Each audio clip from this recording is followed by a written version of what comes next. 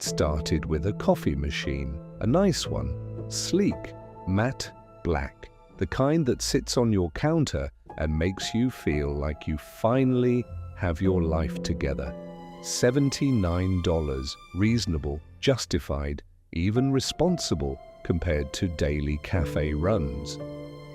But then the coffee machine looked wrong next to the old mugs, so the mugs had to go, and the new mugs looked wrong on the old shelf, so the shelf had to go, and the new shelf made the kitchen backsplash look dated, and the backsplash made the countertops look cheap.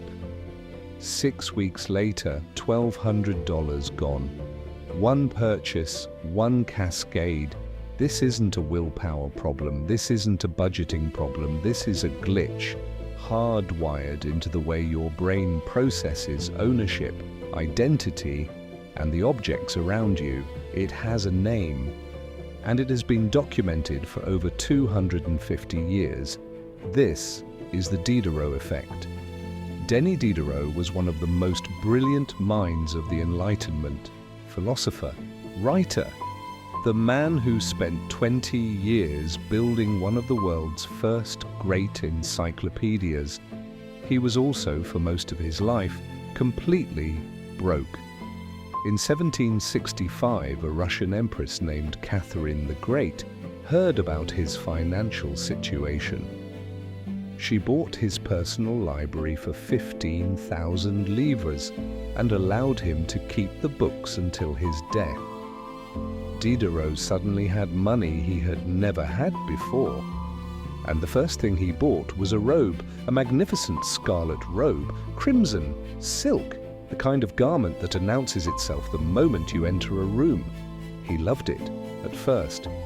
Then he put it on and sat at his old wooden desk. And something felt wrong. The desk was too rough, too worn, too poor for a robe this magnificent. So the desk was replaced, but the new desk made the old chair look shabby. The chair was replaced, which made the shelves look outdated. The shelves were replaced. By the time the cascade stopped, Diderot had renovated his entire study. He later wrote about it himself in an essay titled "Regrets for My Old Dressing Gown."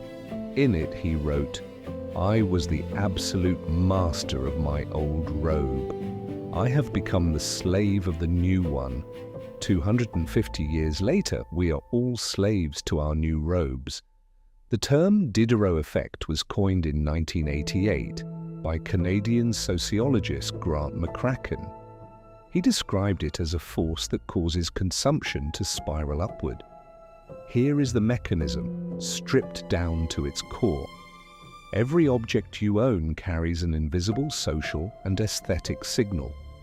Over time, your possessions form a kind of ecosystem, a unified environment that communicates who you are. When a new object enters that ecosystem, especially one that is higher quality, newer or more expensive than everything around it, it creates what psychologists call unity incongruence. The new thing does not fit, and your brain, especially the part responsible for self-perception and social identity, registers that mismatch as discomfort. To resolve it, you have two options: return the new object and restore harmony, or upgrade everything else to match it. Almost nobody chooses option one. So why does your brain force this choice? It comes down to two intersecting psychological mechanisms. The first is self-perception theory. Developed by psychologist Darrell Bem in 1967, self-perception theory says that we understand who we are partly by observing what we own and how we behave. In other words, your possessions are not just things, they are evidence. Evidence you use to construct a story about yourself. When a new, better object enters that story, it creates a narrative gap, and your brain wants the story to be consistent, so it pushes you to fill the gap. The second mechanism is social comparison theory. Proposed by Leon Festinger in 1954, It suggests that humans are hardwired to evaluate themselves relative to their environment. Not just relative to other people, but relative to the objects around them. A luxury watch surrounded by budget accessories creates the same psychological friction as wearing a tuxedo to a casual barbecue. You feel out of place. And the brain's solution is almost always the same: eliminate the mismatch. These two forces, self-perception and social comparison, do not require advertising. They do not require peer pressure. They activate automatically the moment the new object arrives. Now bring this out of the 18th century and into your own life. Meet Daniel. He spent 3 weeks researching laptops, read every review, compared every spec, and finally pulled the trigger on a sleek, powerful machine that felt like the right investment for his freelance work. $400, justified, earned. He set it on his desk, and something felt wrong. The desk was covered in scratches. The cable situation looked like spaghetti. The chair was the same one he had used in college. So he got a desk mat. Clean, minimal, $22. But the mat made the monitor look too low. So a stand, $40. The stand exposed the cables even more. Cable management kit, $18.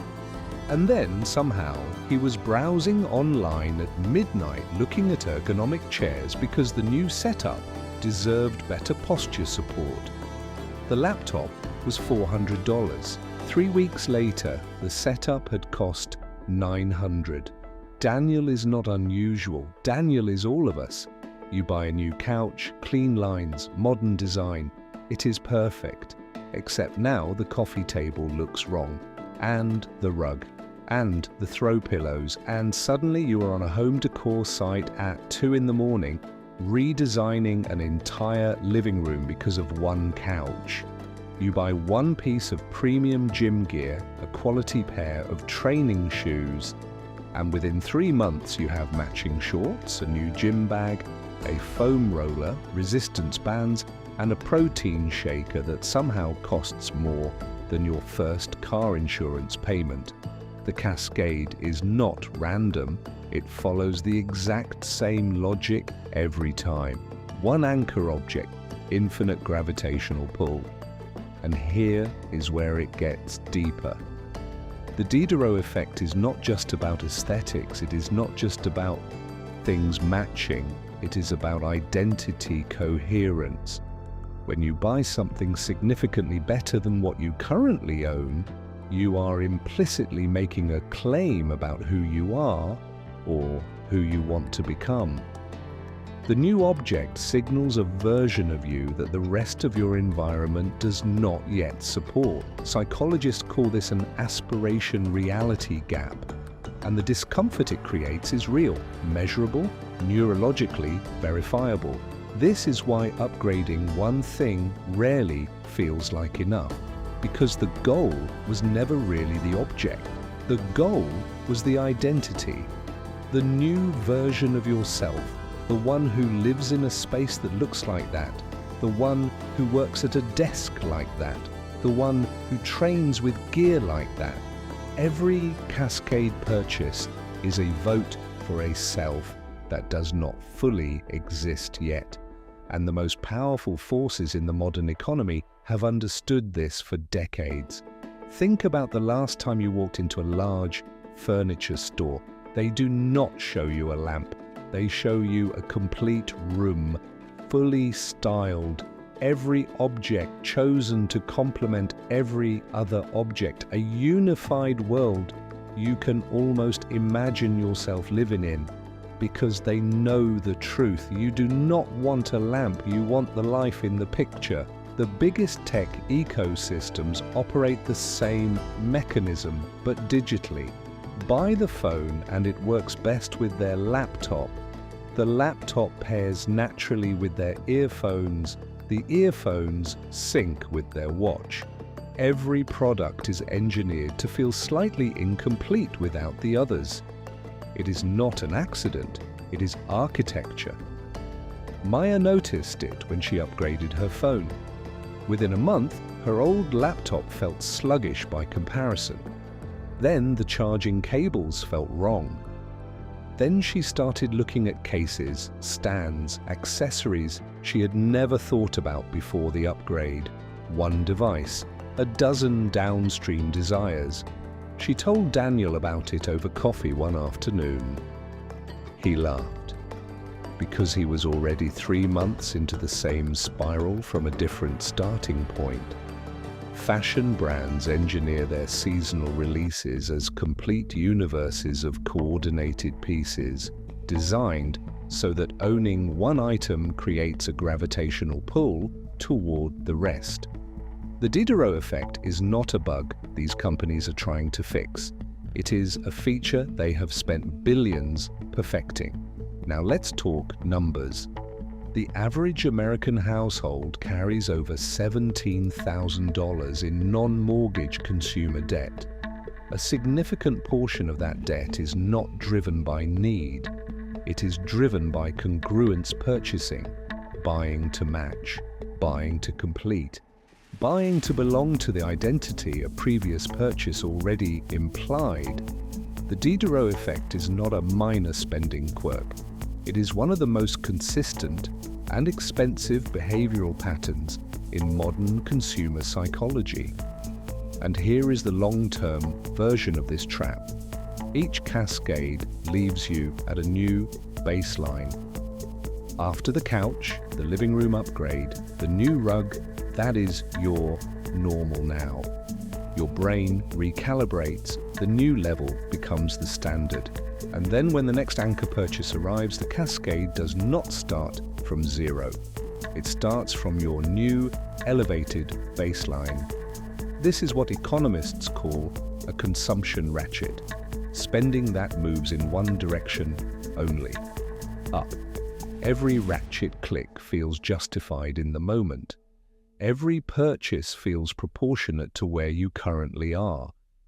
But zoom out over 5 years and the line between your income and your spending has compressed dramatically.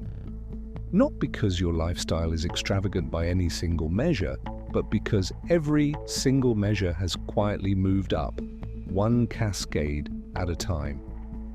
And that is what makes Diderot's line so powerful. I was the absolute master of my old robe. I have become the slave of the new one. That sentence is worth sitting with. Because the old robe, the worn, patched, imperfect one, asked nothing of him.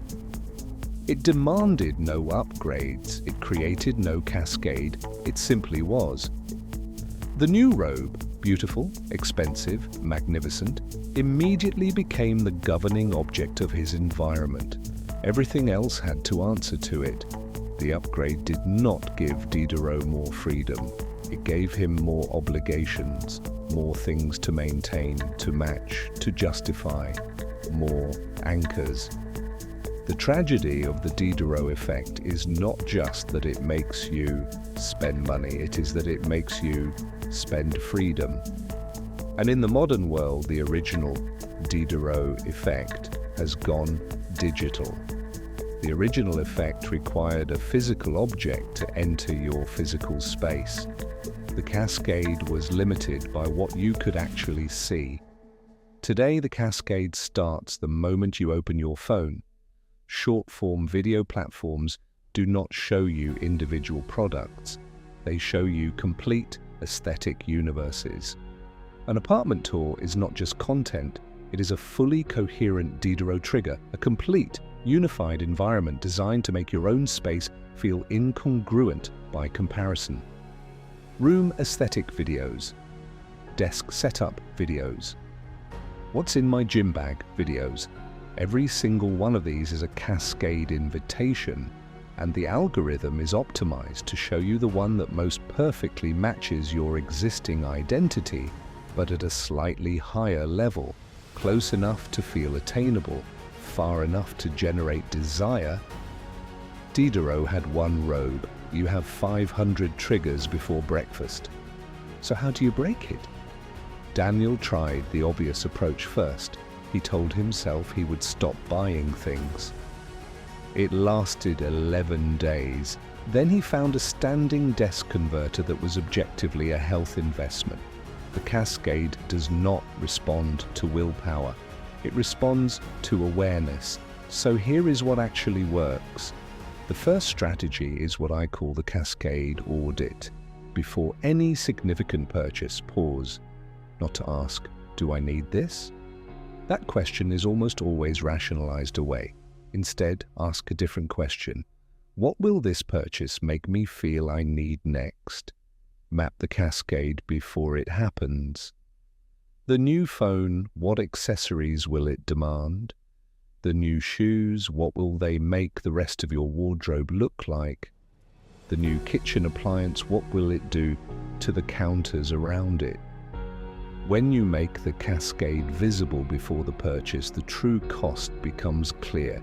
You are not buying the object, you are buying the object plus everything it will eventually demand. Sometimes the math still works, but now you are making an informed decision, not sleepwalking into a spiral. Maya started doing this after her phone upgrade. Before buying anything over $50, she would spend 2 minutes writing down the 3 most likely follow-on purchases it would trigger. Half the time she still bought the item, but she budgeted for the cascade. She owned the decision.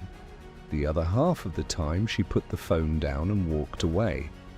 The second strategy addresses the root cause directly. If the Diderot effect is driven by identity gaps, by the mismatch between who you are and who your possessions suggest you should be, then the solution is not simply to stop buying. It is to buy with identity intention. Ask yourself, what version of my life am I actually building?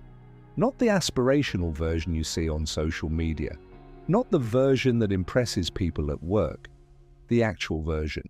Your values, your priorities, your real daily life. When you have that anchor, you can evaluate every purchase against it. Does this object serve that life, or does it serve a borrowed identity that will never feel complete, no matter how much you spend?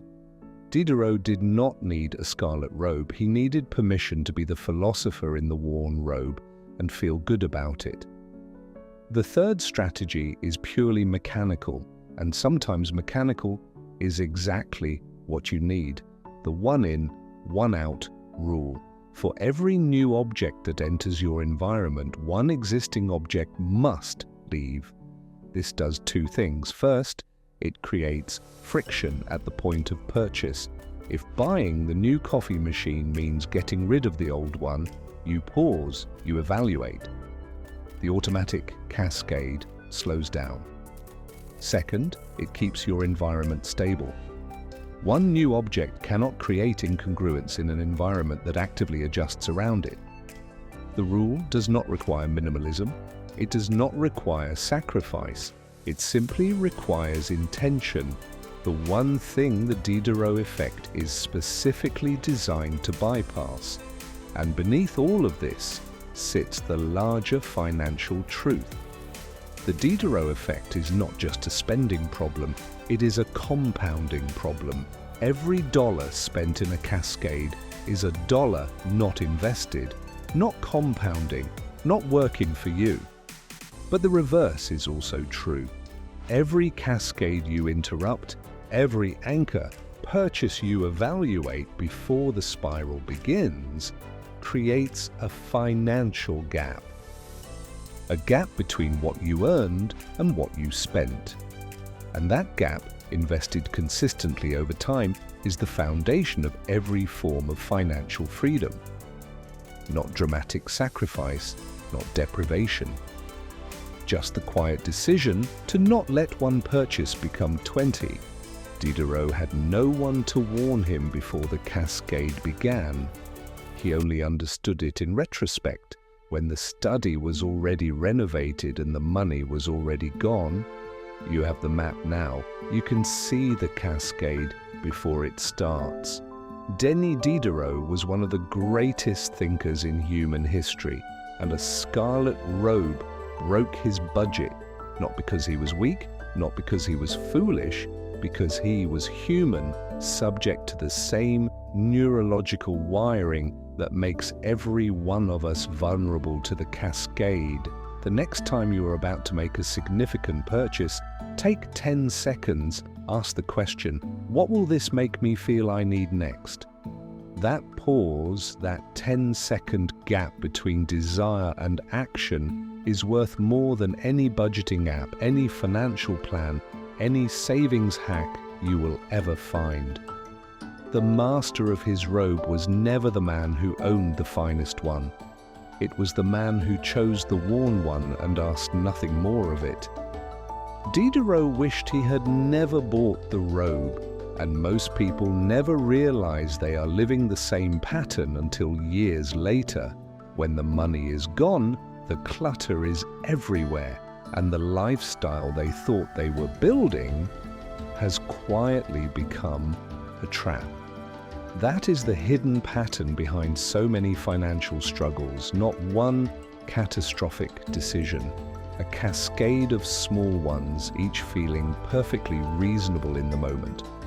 And once you understand that pattern, you start to see it everywhere, in your home, in your closet, in your subscriptions, in your upgrades, in the way one small improvement quietly tries to drag an entire life behind it. So the real skill is not resisting every purchase.